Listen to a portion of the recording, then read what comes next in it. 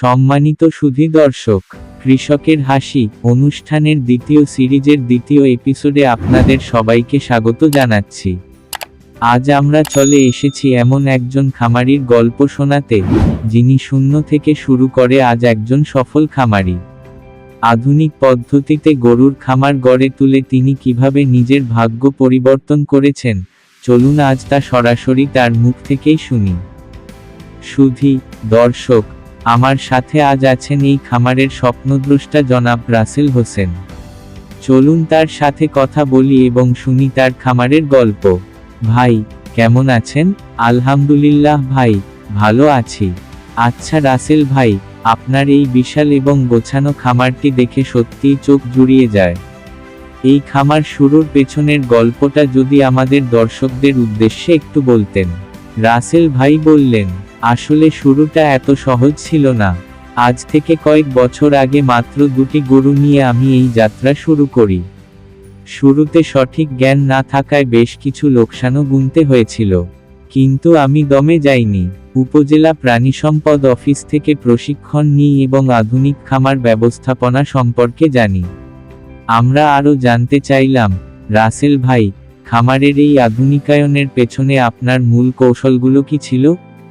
রাসেল ভাই বললেন, প্রধান বিষয় হলো গরুর জাত নির্বাচন, সুষম খাদ্য এবং নিয়মিত স্বাস্থ্য পরীক্ষা। আমি নিজেই উন্নত জাতের ঘাস চাষ করি, যা গরুর দুধের উৎপাদন বাড়াতে সাহায্য করে। এছাড়া খামারের ভেতরের তাপমাত্রা নিয়ন্ত্রণে রাখার জন্য ফ্যানের ব্যবস্থা করেছি এবং প্রতিদিন সময়মতো খাবার ও পরিষ্কার পরিচ্ছন্নতার দিকে কড়া নজর রাখি। সুধী দর্শক, এবার আসুন দেখে নিই সবথেকে গুরুত্বপূর্ণ বিষয়, বর্তমান অবস্থা ও লাভ ক্ষতির হিসাব।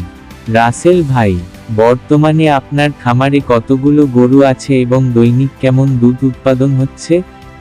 রাসেল ভাই বললেন, বর্তমানে আমার খামারে ছোট বড় মিলিয়ে প্রায় 30টি গরু আছে। এর মধ্যে দৈনিক গড়ে প্রায় 100 লিটার দুধ পাচ্ছি।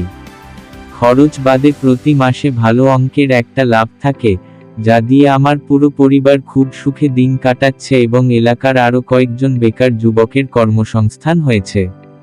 রাসেল ভাই, আপনাকে অনেক অনেক ধন্যবাদ এবং যারা নতুন করে গরুর খামার করতে চান, তাদের উদ্দেশ্যে আপনার কি পরামর্শ থাকবে?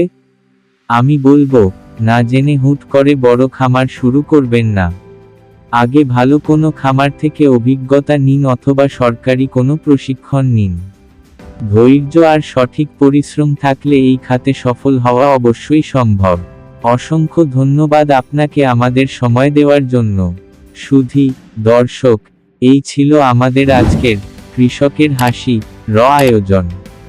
একজন মানুষের ইচ্ছা আর সঠিক পরিশ্রম কিভাবে সমাজ ও নিজের ভাগ্য বদলে দিতে পারে, তা আমরা আজ দেখলাম। ভিডিওটি ভালো লাগলে লাইক, শেয়ার এবং আমাদের চ্যানেলটি সাবস্ক্রাইব করতে ভুলবেন না। দেখা হবে আগামী পর্বে অন্য কোনো সফলতার গল্প নিয়ে। ততক্ষণ সবাই সুস্থ থাকুন, ভালো থাকুন। সবাইকে অসংখ্য ধন্যবাদ।